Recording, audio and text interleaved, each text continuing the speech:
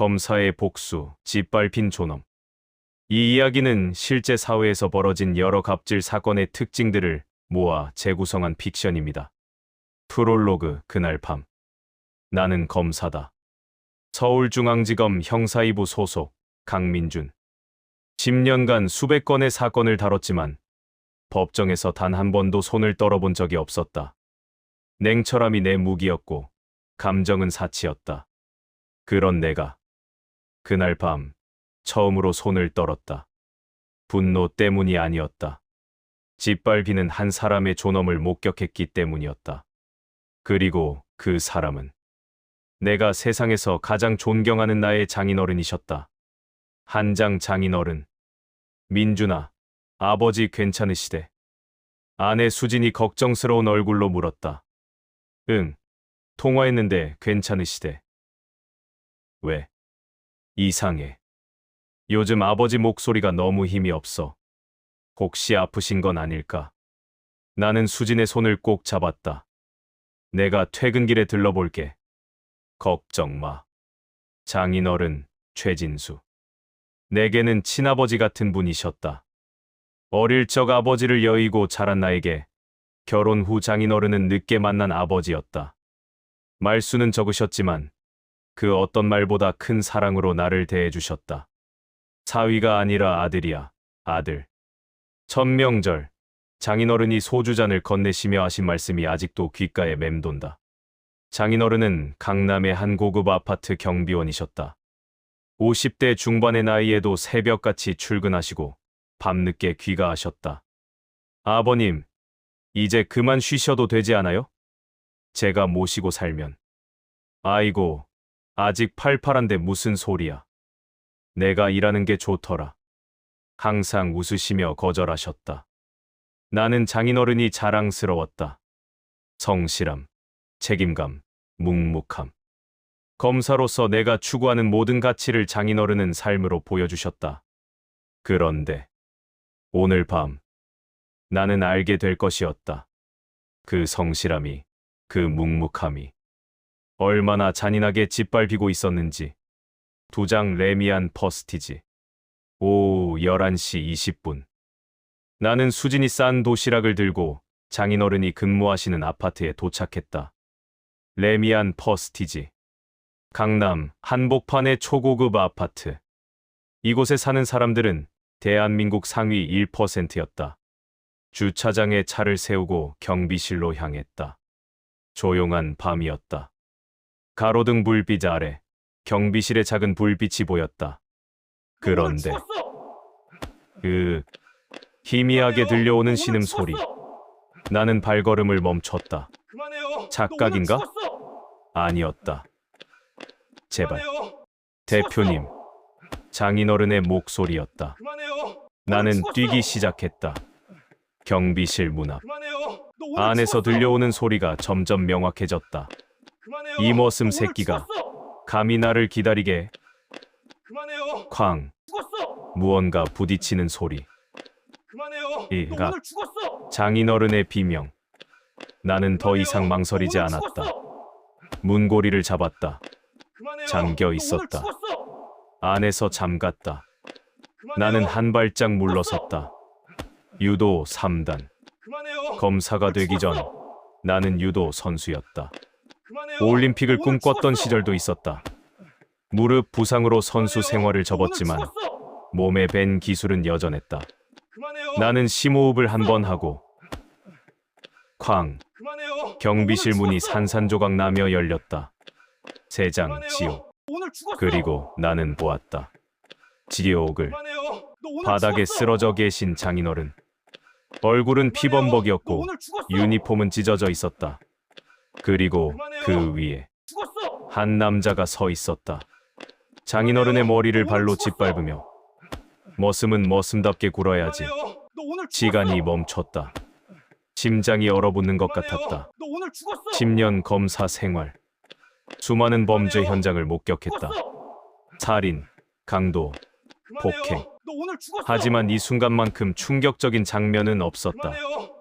왜냐하면 그 바닥에 짓밟히고 계신 분은 나의 장인어른이셨으니까. 내가 가장 존경하는, 세상에서 가장 성실한 나의 아버지 같은 분이셨으니까. 지금 뭐 하는 겁니까? 내 목소리는 떨리지 않았다. 오히려 너무 차갑게 나와서 나 자신도 놀랐다. 남자가 천천히 돌아봤다. 40대 중반쯤 되어 보이는 명품으로 치장한 남자. 술에 취한 충혈된 눈. 그리고 입가에 역겨운 미소. 뭐야, 너는? 남자가 나를 위아래로 훑었다. 아, 이 경비 새끼 아들이야? 쯧쯧. 애비가 일을 못하니까 자식이 나서네. 남자는 장인어른을 발끝으로 툭툭 찼다. 마치 물건을 다루듯이. 그 순간 내 안에서 무언가가 끊어지는 소리가 들렸다. 10년간 유지해온 검사로서의 냉철함, 감정을 억누르는 훈련, 그 모든 것이 산산조각 나는 순간이었다. 하지만 나는 참았다. 주먹을 쥐었다 폈다. 심호흡을 했다. 그리고 주머니에서 신분증을 꺼냈다. 서울중앙지검 형사2부 강민중 검사입니다. 내 목소리는 여전히 침착했다. 당신은 현재 폭행죄 현행범입니다. 즉시 폭행을 멈추고 피해자로부터 떨어지십시오. 남자가 잠시 멈칫했다. 검사. 하지만 그것도 잠시. 크크크. 하하하. 남자가 배를 잡고 웃기 시작했다. 검사라고? 남자가 내게 다가왔다. 술 냄새가 진동했다. 야, 검사 양반. 난 K 대표야. K 엔터테인먼트 대표. 내 휴대폰에 저장된 번호가 몇 개인 줄 알아? 검찰총장, 국회의원, 재벌 회장들이 줄줄이라고. 남자가 내 가슴을 손가락으로 쿡쿡 찔렀다. 내 전화 한 통이면 당신 같은 말단 검사 하나쯤은. 나는 한 걸음도 물러서지 않았다. 오히려 한 걸음 더 다가섰다. 협박죄도 추가하시겠습니까? 그리고 정정하겠습니다. 저는 말단이 아닙니다. 나는 그의 눈을 똑바로 바라봤다. 형사2부에서 조직폭력, 갑질 전담 검사입니다. 당신 같은 사람들을 전문적으로 다루죠. 남자의 얼굴이 붉게 달아올랐다. 이 새끼가? 그리고 그 순간 남자는 자신의 인생에서 가장 치명적인 실수를 저질렀다. 감히. 짝. 남자의 손바닥이 내 오른쪽 뺨을 강타했다. 세상이 한순간 하얗게 변했다. 귀가 울렸다. 입안에서 피맛이 났다. 나는 천천히 고개를 돌렸다. 손으로 입가를 닦았다. 피가 묻어 나왔다. 바닥에 쓰러져 계신 장인어른이 경악한 눈으로 나를 쳐다보고 계셨다. 저 미친놈이 검사를 때렸다고? 경비실에 충격적인 침묵이 흘렀다. 나는 피 묻은 손가락을 가만히 바라봤다. 그리고 웃었다. 입가에 미소가 번졌다. 고맙습니다. 나는 속으로 중얼거렸다. 제가 당신을 완전히 무너뜨릴 완벽한 명분을 만들어주셨군요. 내장 체포. 좋습니다. 나는 휴대폰을 꺼내며 말했다. 공무집행방해죄 및 공무원 폭행죄로 현행범 체포합니다. 야, 이 새끼야. K 대표가 휴대폰을 빼앗으려 달려들었다. 감히 날 체포해? 그의 주먹이 내 얼굴을 향해 날아왔다. 나는 움직이지 않았다. 아니, 움직일 필요가 없었다. 주먹에 궤적이 보였다. 10년 전 유도 선수 시절 수만 번 반복했던 동작들이 몸에서 자동으로 나왔다. 반 발짝 옆으로. 손목을 낚아채고. 비틀고. 관절기였다. K 대표의 비명.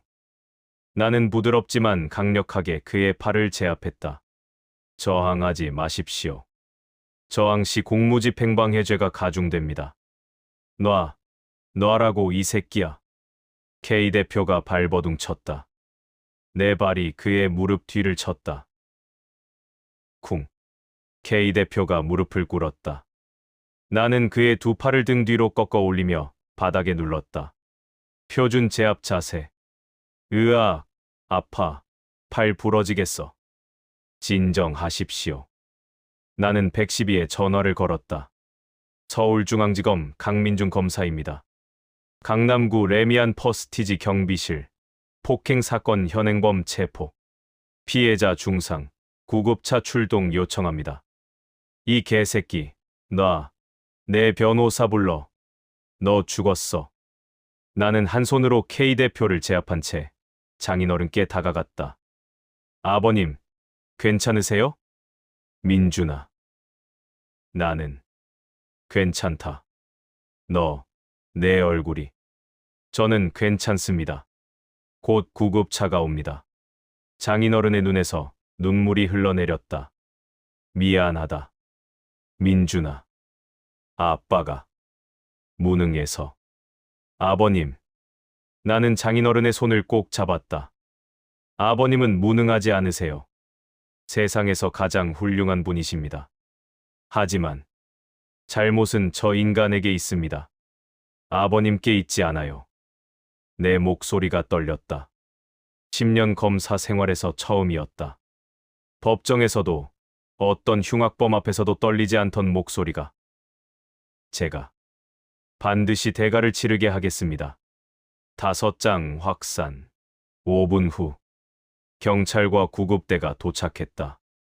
그리고 그 무렵 경비실 밖에는 수십 명의 입주민이 모여 있었다. 저게 K 대표 아니야? 대박. 경비원 때린 거야? 어머, 저 사람 피 많이 흘렸어. 모두가 휴대폰을 꺼내 촬영하기 시작했다. 플래시가 터졌다. 저기요, 촬영 중단해주세요. 경찰이 제지했지만 소용없었다. 이미 몇몇 사람들은 실시간으로 SNS에 올리기 시작했다. 강남 고급 아파트 경비원 폭행 사건 현장 가해자 검사에게 현행범 체포당함. 충격 K엔터 대표. 경비원 폭행하다 검사한테 걸림. 게시물들이 빠르게 퍼져나갔다. 댓글이 달리기 시작했다. 무축 저게 사람이야? 경비원분 너무 불쌍하다. K 대표 완전 끝났네 크크크. 검사를 때렸다고? 진짜 미친놈이네. 30분 만에 조회수 10만. 1시간 만에 50만. K 대표의 몰락은 이미 시작되고 있었다. 6장 전쟁 선포. 다음 날 아침. 나는 서울중앙지검 형사2부 사무실에 출근했다. 뺨의 멍은 더 선명해졌다. 강 검사, 얼굴이 왜 그래? 동료 검사들이 놀라 물었다. 어제 현행범 체포하다가 좀. 현행범? 무슨 사건인데? 나는 간단히 설명했다. 그들의 얼굴이 점점 굳어졌다. K엔터 대표라고. 그 K 대표. 그 인간이 검사인 너를 때렸다고? 완전히 미쳤네. 오전 10시. 부장검사실로 호출됐다. 강 검사, 들어오게. 부장검사 김태훈. 60대 중반의 베테랑. 엄격하지만 공정한 분이셨다. 어제 사건 보고받았네. 죄송합니다. 사적인 일로. 사적. 아니야. 부장검사가 나를 똑바로 쳐다봤다. 자네 장인어른이 폭행당하고 자네가 현행범 체포한 건 직무수행일세. 사과할 필요 없어. 감사합니다. 다만 부장검사의 표정이 심각해졌다. K 대표 측에서 벌써 움직이기 시작했어. 대형 로펌 3곳에서 동시에 연락이 왔네. 합의 종용, 무혐의 압박. 예상대로야. 예상했습니다. 그리고 검찰청 위층에서도 압박이 들어오고 있어. 나는 고개를 끄덕였다. K 대표가 어제 밤 자랑하던 그 인맥들이 움직이기 시작한 것이다. 강 검사. 부장검사가 내 눈을 똑바로 바라봤다. 이 사건 힘들 걸세. 엄청난 압박이 들어올 거야. 그래도 할 수 있겠나? 나는 망설이지 않았다. 합니다. 좋아. 부장검사가 미소 지었다. 난 자네를 믿네. 하지만 기억하게. 우리는 검사야. 감정이 아니라 증거로 싸우는 거지. 명심하겠습니다. 증거를 모으게. 완벽하게. 저 인간이 빠져나갈 구멍이 단 하나도 없도록. 나는 고개를 숙여 인사하고 나왔다. 복도에서 휴대폰을 확인했다. 문자가 와 있었다. 발신 K대표 변호인단. 강민중 검사님, 금일 오후 2시 면담 요청드립니다. 합의 및 사건 무마 관련 협의하고자 합니다. 나는 비웃었다. 합의. 무마. 답장을 보냈다. 거절합니다. 모든 절차는 법정에서 진행하겠습니다. 전쟁이 시작됐다. 7장 증거 수집. 나는 즉시 움직였다. 첫 번째, CCTV. 아파트 관리사무소를 찾아갔다. 경비실 주변 CCTV 영상. 어젯밤 11시부터 12시까지 모두 확보 부탁드립니다. 알겠습니다, 검사님. 영상을 확인했다. 경비실 밖 복도 CCTV. K 대표가 경비실로 들어가는 모습. 10분 후, 내가 문을 부수고 들어가는 모습. 그리고 그 후 경찰 도착까지. 완벽했다. 두 번째, 목격자. 아파트 입주민 중 현장을 목격한 사람들을 일일이 찾아갔다. 어머, 검사님. 어제 정말 놀랐어요. 진술서 작성 좀 부탁드려도 될까요? 당연하죠. 저 사람, 평소에도 경비원분들한테 얼마나 심하게 구는지 아세요? 입주민들의 진술이 쏟아져 나왔다. 지난달에도 경비원한테 욕설하는 거 봤어요. 새벽에 술 취해서 와서 경비실 유리창 깬 적도 있어요. 저희 아파트 경비원들, K 대표 때문에 맨날 바뀌었어요. 증거는 계속 쌓여갔다. 세 번째, 진단서. 병원을 찾아가 장인어른의 상태를 확인했다. 갈비뼈 2대 골절, 안화 골절, 뇌진탕. 의사의 진단이 이어졌다. 전치 8주입니다. 50대 중반 연령을 고려하면 회복이 더 오래 걸릴 수 있습니다. 나는 주먹을 꽉 쥐었다. 문서화 부탁드립니다. 알겠습니다, 검사님. 네 번째, 과거 전력. 나는 K엔터테인먼트의 과거 기록을 샅샅이 뒤졌다. 노동청 진정 기록. 직원 갑질 관련 진정 15건. 언론 기사. K엔터 폭언 논란. 전 직원 폭로. 민사 소송 기록. 부당해고 관련 소송 7건. K 대표는 상습범이었다. 그리고 마지막. 나는 K 대표의 핸드폰 압수수색 영장을 청구했다. 기각 사유가 뭡니까? 증거 불충분. 불충분하다고요. 현행범 체포 상황인데요. 상부 지시입니다. 압력이 들어오고 있었다. 하지만 나는 포기하지 않았다. 다른 루트를 찾았다. K엔터테인먼트 전현직 직원들. 익명으로 진술하시겠습니까? 네. 보복이 무서워서요. 보호하겠습니다. 직원들의 증언이 쏟아졌다. 대표님은 매일 누군가를 괴롭혔어요. 마음에 안 들면 물건을 집어던졌어요. 전 새벽 3시에도 호출받았어요. 애완견 산책시키라고요. 증거는 산더미처럼 쌓였다. 검사의 복수, 짓밟힌 존엄 확장 결말. 8장 피고인의 역공과 3일의 전쟁.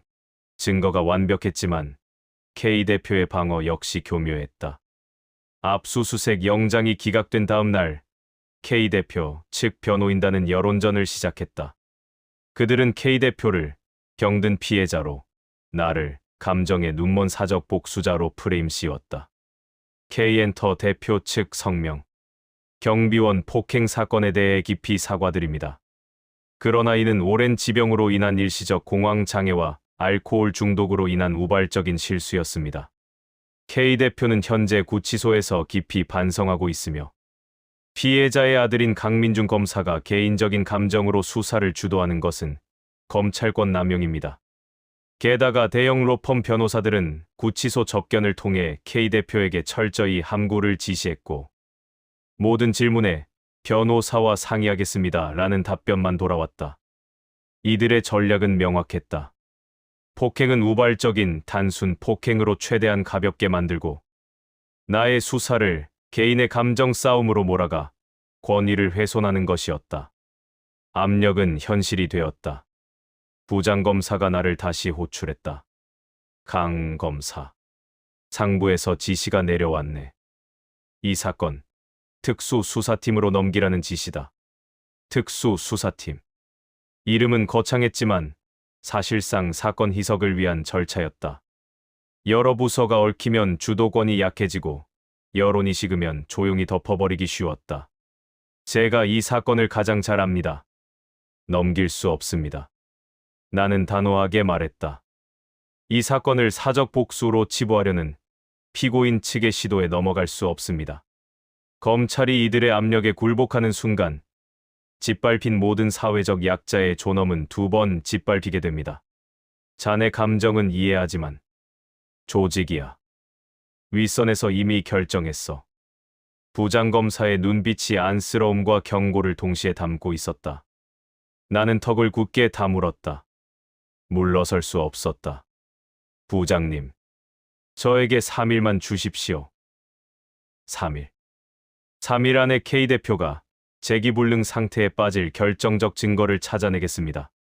만약 실패하면 깨끗하게 사건을 인계하겠습니다. 하지만 저는 이 사건을 갑질 수사가 아닌 사회학 척결 수사로 만들 겁니다. 부장검사는 긴 침묵 끝에 짧게 고개를 끄덕였다. 좋네. 3일이다. 자네가 조직에 맞서 이길 수 있는 마지막 기회라고 생각해. 9장 결정적 약점과 검사의 맹수. 나는 K 대표의 약점을 갑질이 아닌 그가 그토록 자랑하던 돈과 성공에서 찾았다. 법은 공평해야 하지만 재벌에게는 경제 범죄가, 서민에게는 생계형 범죄가 치명적이다. K 대표에게 치명적인 것은 명예가 아니라 그의 제국을 무너뜨리는 것뿐이다. 나는 K 엔터테인먼트의 모든 금융거래 기록을 다시 들여다봤다. 수상한 점을 발견했다.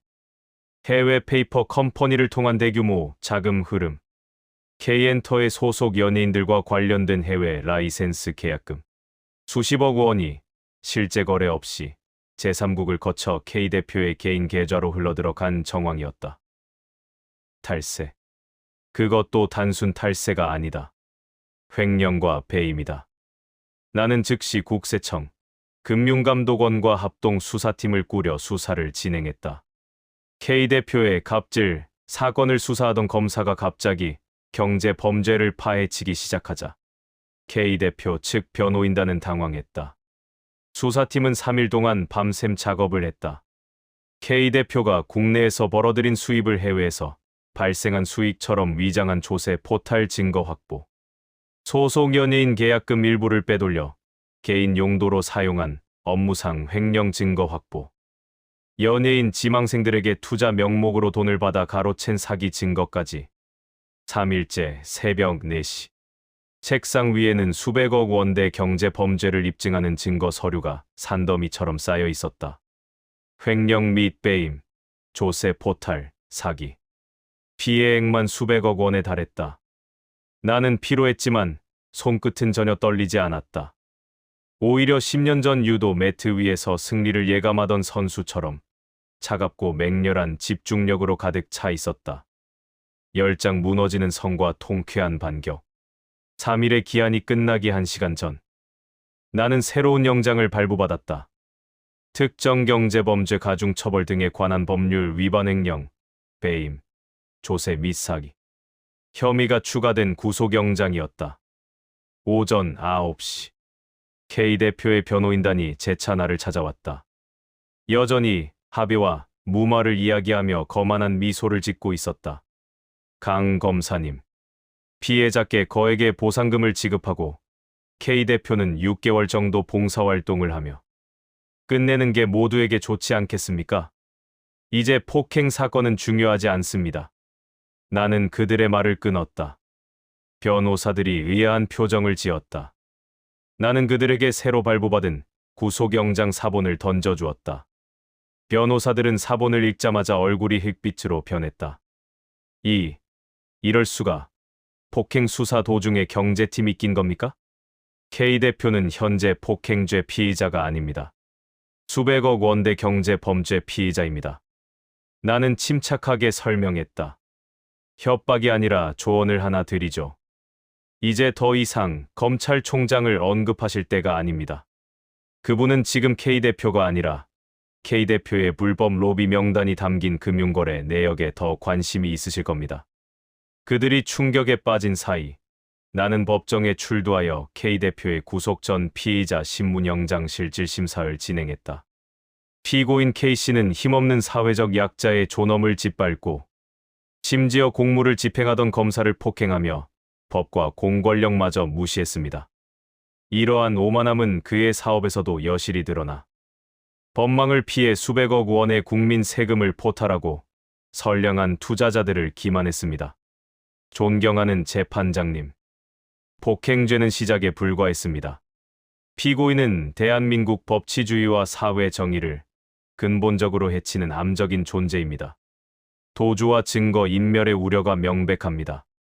결과는 명확했다. 피의자 K씨에 대한 구속영장을 발부한다. 구속영장 발부 소식에 K 대표가 그토록 자랑하던 인맥은 모두 등을 돌렸다.